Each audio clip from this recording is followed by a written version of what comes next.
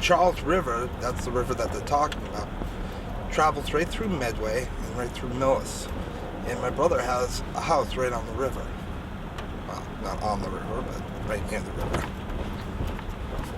So we're gonna go see him. Okay, we're now at my brother's house, and I'm gonna show you around here and introduce you to my brother. Okay, this is my brother's backyard. And this is Jake, my brother's dog. Hey, Jake. Jake, come here. Say hello. Okay. And that's my brother up there. Oh, let's focus. That's my brother up there.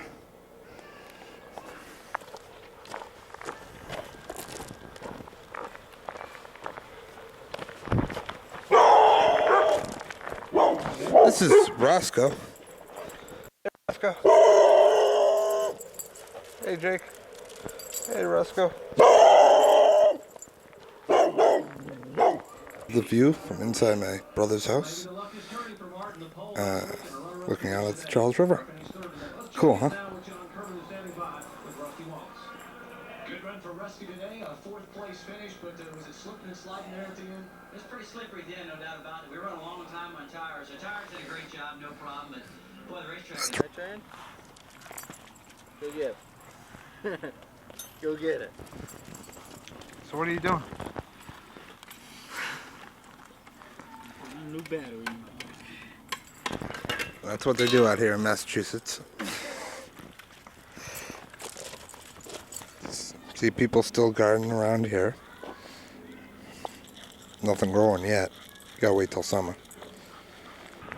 That's the river.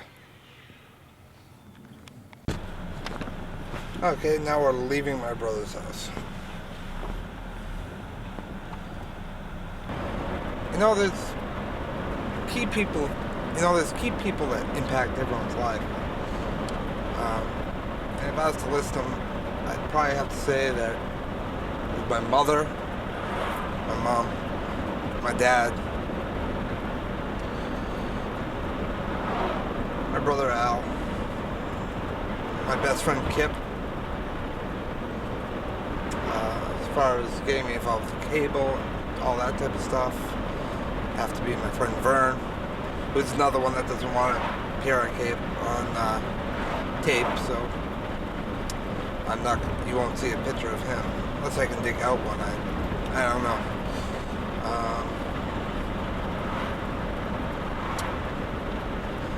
Jack McFeely from Norfolk, Lisa Powers from Norfolk,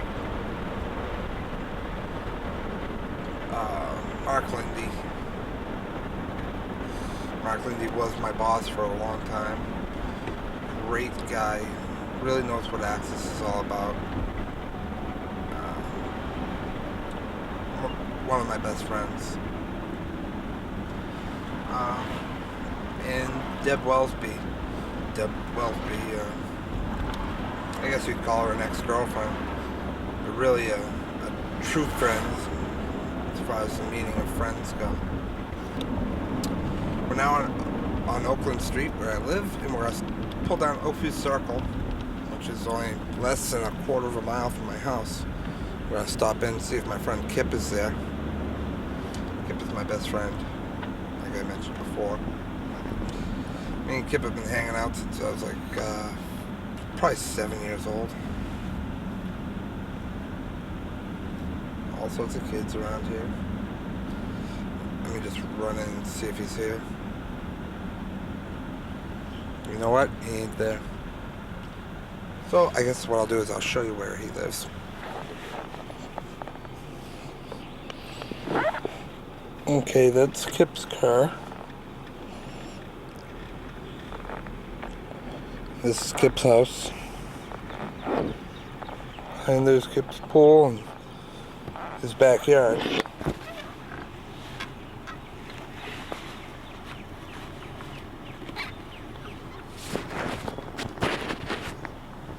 Backyard out there is where I grew up. You know, it's actually more like a swamp. All sorts of trees have fallen back there. And that's where we used to play all the time.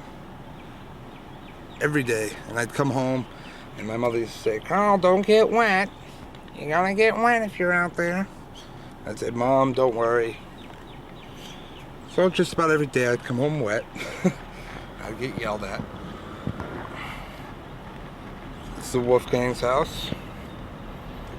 And this house coming up here is the Packard's house. It's where a good friend of mine, Kevin Packard, used to live. And here's the Balbanus' house.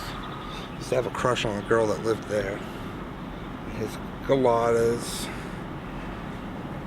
Here's the Snows.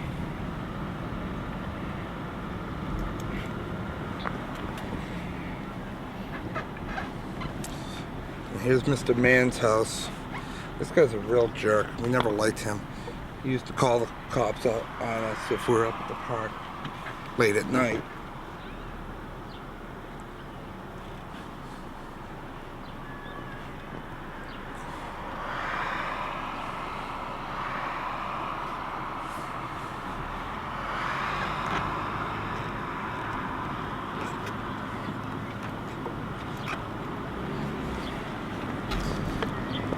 Okay.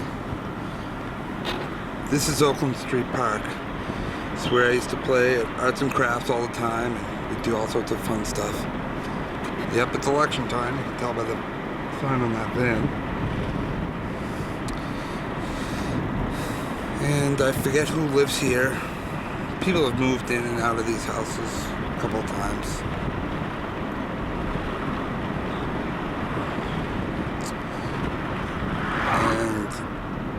This is the yard where I did a lot of my growing up in. This is the Leapak's house right there. And then finally we come to my house.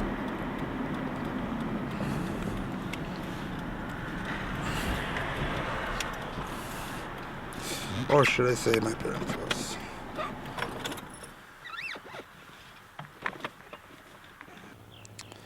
The number 54 is a very important number to me. Because 54 Oakland Street is where I grew up and where I lived until about 6 months ago when I moved out into my first apartment. It's my parents' house. I've never lived in any other house besides this one, except for my apartment, like I said, just for a short time. It's my brother's van right there. He's trying to get $1,500 for it. I doubt if he'll get that much. Right there is my parents' trailer. And they'll move that trailer down to the Cape this year. They had it up in Maine for years, and then they put it on the other side of Worcester for a while, and now this year they're moving to the Cape. Backyard.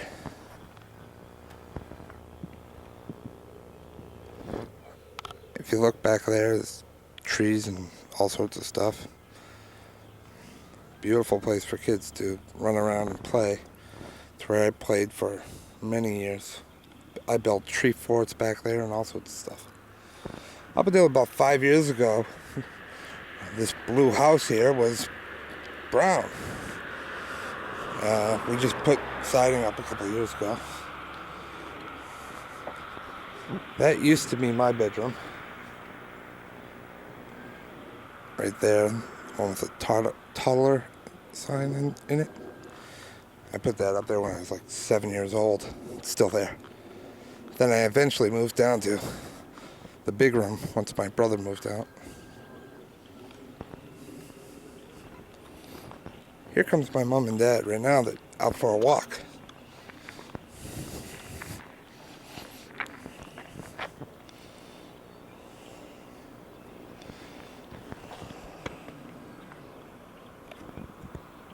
They're just out for a nice leisurely walk.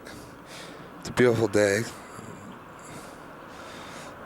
The weather's pretty good.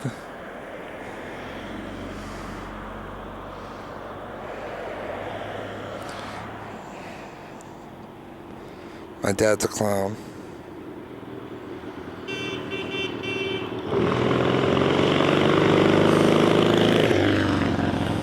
My brother Alan right there that just drove by.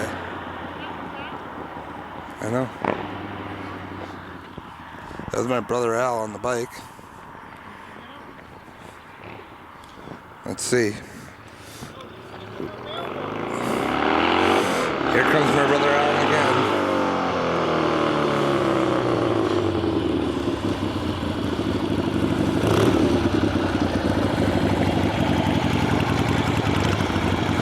He's not so shy when he's on the bike. Nice bike. Have a nice time, Carl.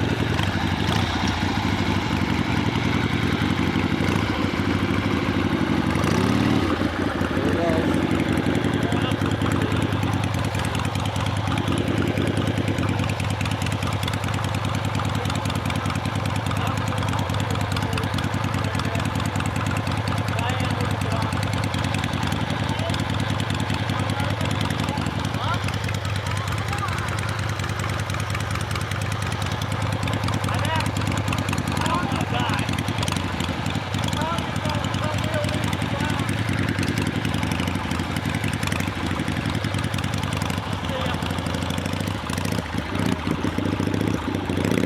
See you later, Al.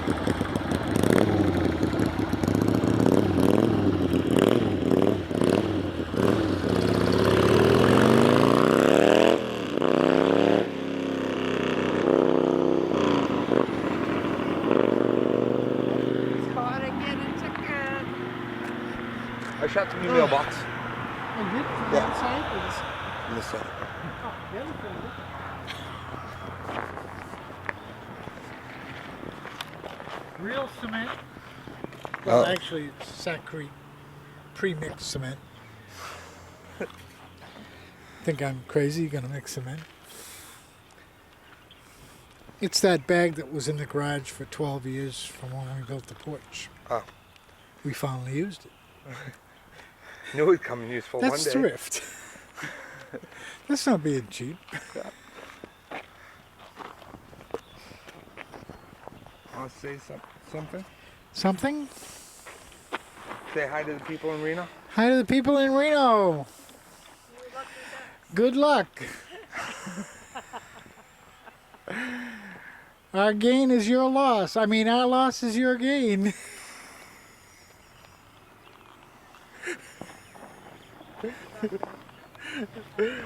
He can edit anything out of there. Yeah, I'll edit it out.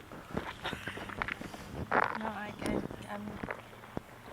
Mom can't do that stuff. Just say goodbye. No, because then I'll cry. Well, he's got to get you crying on tape.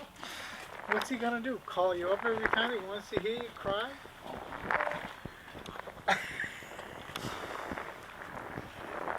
Maybe we could pre-record her crying.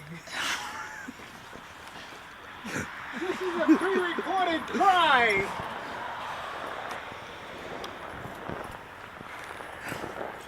Not to be confused with the real thing. Why are you taking pictures?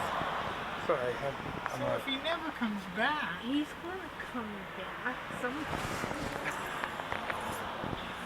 I'm doing a tape showing where I grew up. I wanted them to meet my mom and dad. oh, which one are you? Just wave and say That's hi. my mother. I mean, that's. Is that your mother or my mother? That's what we used to say when we went and saw Nana. Yeah. My mother. Oh. We'd say, on the way home, I I'd say, waited till we got dressed was up. that your mother or was that my mother? You had to be there, I guess. Is this a Norfolk studio camera? Careful Medway. how you say that, Lynn. Our New England accents might sound different in Reno. Not that bad. Norfolk.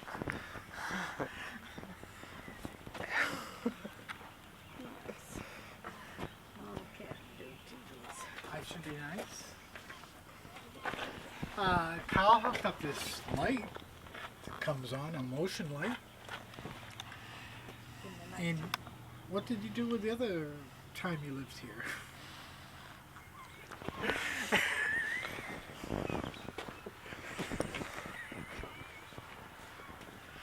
Nice, Father.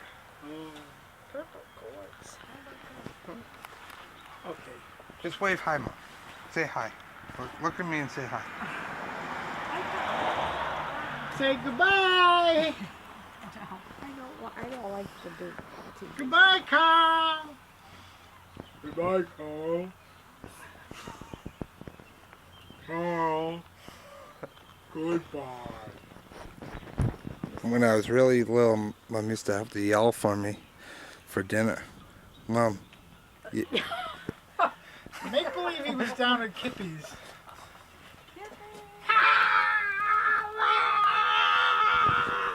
my name only has one syllable in it. Mom made it into two. At least.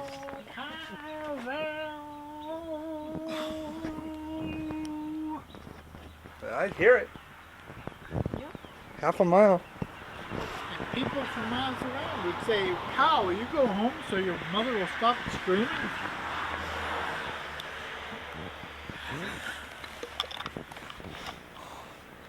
So where you gonna go up? You tell them about it. Under here is buried a heck of a good vacation I could have had to the Bahamas or Mexico or Germany. It's called the New Leaching Bed. You don't know what leaching beds Out around here in the country, now we have city sewage, like real people. But years ago, like when we moved here, they had cesspools and septic tanks. And in the pecking order, a cesspool is the pits.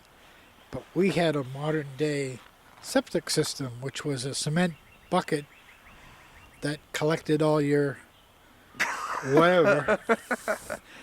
And the water liquid that was left went into a leach field, which was a setup of pipes with holes in it, which would drain into gravel. And that would seep into the soil. And after about 12 feet of sand would end up as, quote, quote, drinking water. And right behind our house is the water pumping station for the town. So we What's this? supplied the town with a lot of their good drinking water. But we got to use it first. What's They that? got it secondhand. That is the infamous shed which our middle son, Alan, built from the very best materials he obtained from what we then used to call the Medway Exchange, which most people called a landfill dump. We called it the Medway Exchange because people were in the habit of bringing stuff to the dump, but before they left the dump, they picked up something from that someone else had left at the dump to bring home. And Alan dragged home all this building material and built this shed when he was about 8 or 9 years old. How old's Alan now? 32. So this isn't in quite as good a shape as it was when he built it. However, it's not much worse. How much is this excess? The shed is on my taxes is worth, what was it, Mom? $7,000? I think it's worth $7,000 on my tax rate per year. And if we want to knock it down, we need a permit. And we have to go to town hall and get a permit to disassemble a building. We can't knock it down without a permit. Kyle, if you can get an inside shot here.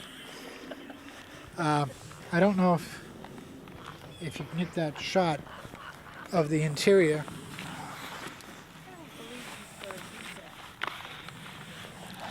But yeah, we also have, what is it, a woodchuck? What's that thing we have? A woodchuck, Mom? That animal? yeah, we have a woodchuck that's about the size of a a small gorilla that lives out here, and it has a tunnel that it goes in by the base of this tree, and it comes out in the woods about 30 feet from here. That woodchuck eats everything we plant in our garden, which the garden is over by the trailer.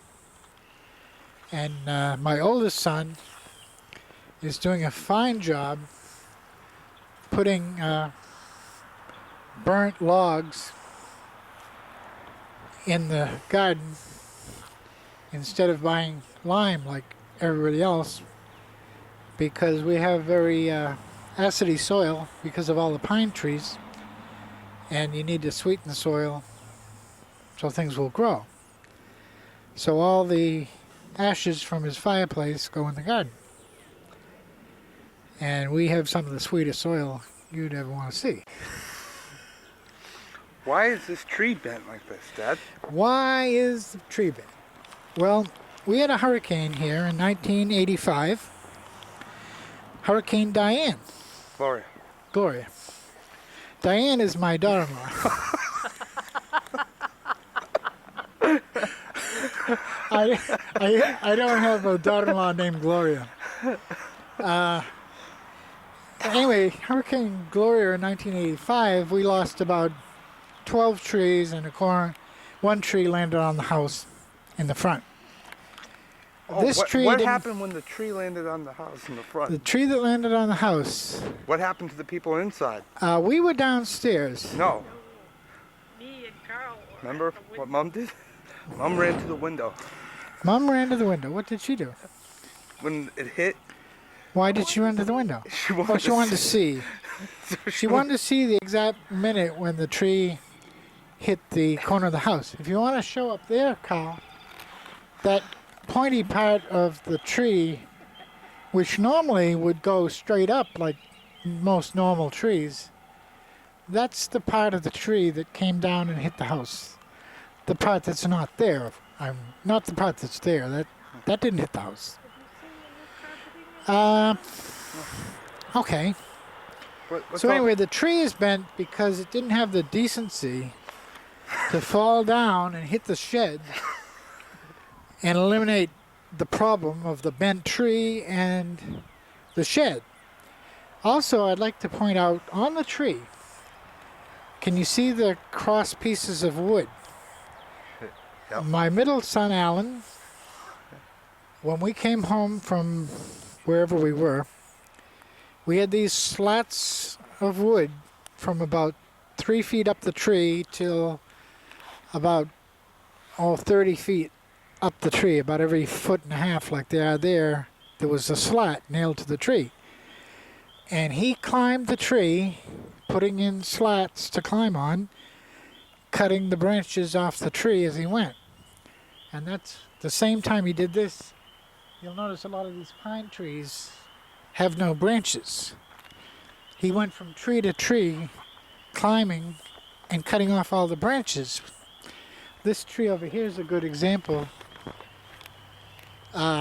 Actually, there are a couple of branches that grew back, but the trees were stripped as high as that one there. They were stripped all the way around. A few branches, for some reason, grew back. Let's see. Actually, Carl would have done more things around here, but he never was here too much. He was down at Kippy's, and they slid down this enormous hill in the wintertime. This hill was about 30 feet long from top to bottom. And he took me one time to show me this monstrous hill that they were having so much fun sliding on. And that's another story. Here we are.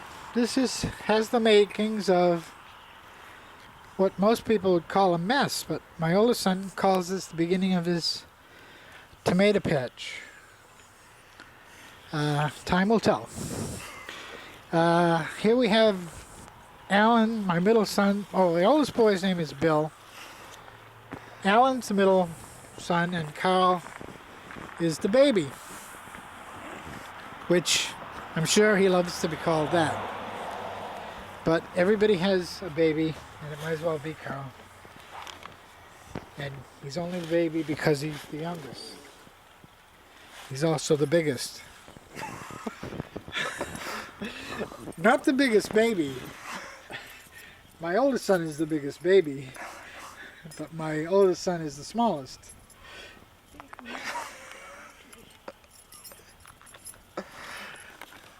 Let's not go in, just show Carl the property. We're just going to put the camera in. We're not allowed to go in this trailer. Them's orders from headquarters. She can't say goodbye, but she can say watch your feet in her trailer, which she just put carpeting in. Looks pretty good, huh, Carl? Mm. Are you impressed? Yeah, it's really nice. So you see, it had to look worse because Carl thinks it looks pretty good now.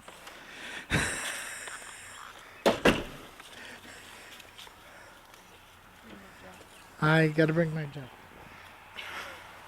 Okay, moving right along. Do we want to hear the fence story? No. Carl's heard the fence story too many times. Oh, He does not want to hear the fence story again. oh sure. Now, the fence story started about 15 years ago, or more, I'm not sure. The land between these two houses did not used to have a fence. I used to have a garden. Approximately half of the garden was on each side of the fence. My neighbor decided that he didn't like my garden on his land, and he put up the fence. And then he proceeded to build a garden of his own down below on town property. That amazed me why he wanted the land for himself so he could put the garden on town property. Oh, What? there's What? a big bug on there. I'm trying to get him out. Excuse me while I get the bug off my jacket. Okay. Okay. Back live without the bug.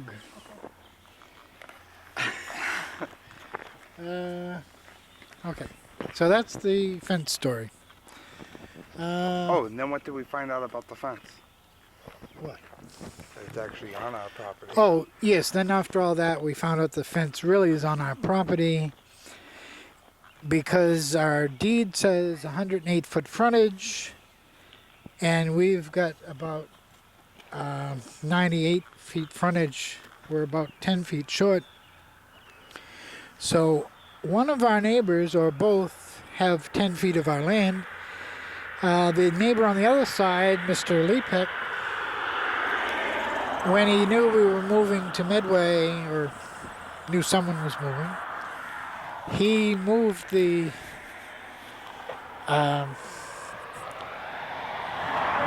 granite marker, which marked the corner of the lot, and he took his fence that he had and rolled it over. And most people's fences are like the fence we have, where the fence material goes from the ground to a point on the stake of the fence. And ever since we moved here, the fence on our border with Mr. Lepek, the fence stops about a foot from the ground, and it's even at the top of the fence. And he finally, after living next to him for over 20 years, he admitted he moved the fence because our property actually goes to the middle of his driveway, and he was nervous that I was going to somehow keep him from his driveway. The fact that he has about 180 feet on the other side of the house that he could have had a driveway seemed to not impress him very much. He wanted the driveway on my land. So, would you like to see the box where they clean up the ashes from the chimney. Okay, we have oil heat, and I never was aware that there was much ash connected with oil heat. I thought most of it burnt. But we were told by our oil company that we should put a way of getting into the chimney so it could be cleaned out. Which we did.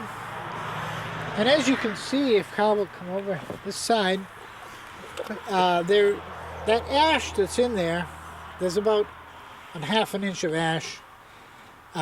It's only taken about 8 years for that half inch of ash to accumulate.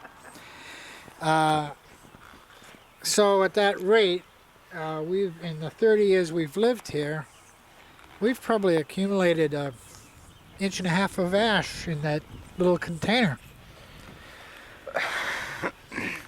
Very important stuff, this ash. Let's see.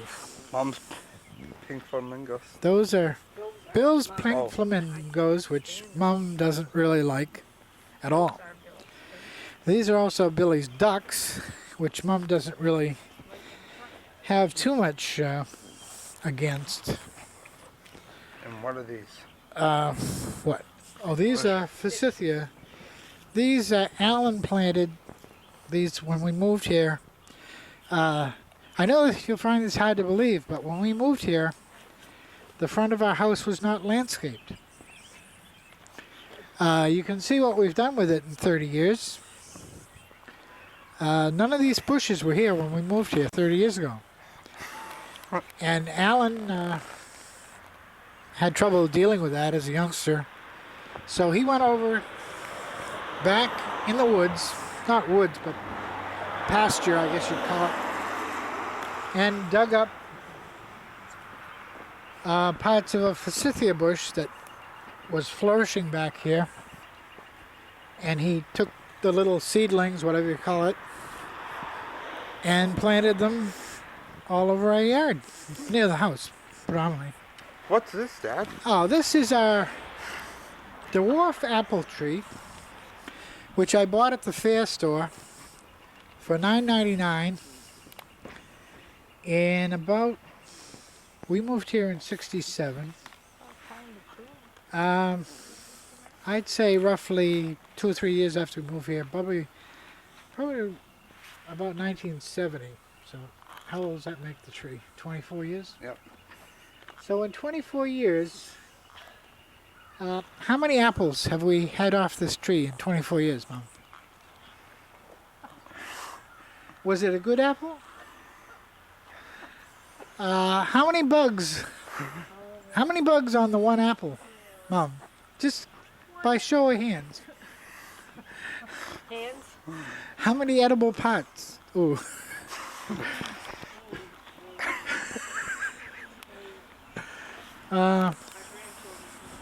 It's the grandchildren. What are they doing here? Oh, I'll let you go. It's Luann. Huh? It's Luann. You want to say something about? I don't really want to talk to Luann. I'm afraid Mom can talk to Luann. Luann is my daughter-in-law, ex. Bill and Luann got divorced legally, in January this year? And Bill lives with us, and the children visit us every other weekend, for about 90 hours. Is it 90 hours in 3 days? 78. Well, like I say, 90 hours in 3 days. Out of 72, it seems like 90. But they're good kids. They can't help their parents. Pretty much like Kyle. The picnic table. Oh, so Dad, why did you decide to buy this tree? Oh, I bought this tree so I would have apples galore. Because back then when I bought this tree for $9.99, a bag of 3 pounds or 4 pounds of apples was probably 39 cents. And at the cost of that, I was going to really save money. And in 24 years, we've had, like Mom says, about one apple. We actually have had many apples. 40, 50, 75 apples per year for the last few years. Every apple is about the size of a Susan B. Anthony dollar. About the top of the microphone, right? About the top of the microphone, yep. That's just about the size of our apples. And then a decent worm wouldn't be caught dead in them. They're very small. And yeah, somebody has told us repeatedly that if we sprayed the tree every week, we would get big apples, probably poisoned so you couldn't eat them from the spray. Okay, then we have Kyle getting tired.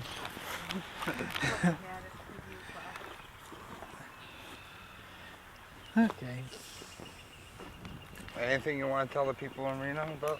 Well, I got my van. I love my van. I had it washed today. I went through the free car wash where you fill up your car with gas, you get a free car wash. And every week when I get gas, I get a car wash. Isn't that amazing?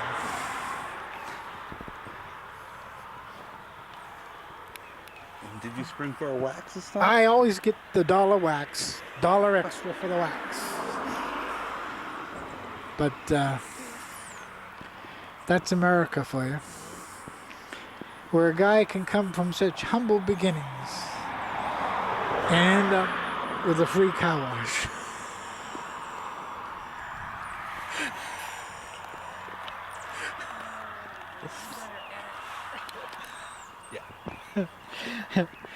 Now Kyle's going to say, Dad, next time you do this, I'm going to put film in the camera.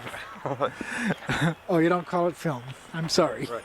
You call it tape. Well, this would have been nice if it didn't end up on the cutting room floor. But that's the story of my life. I'm very bashful and shy. Just like Kyle.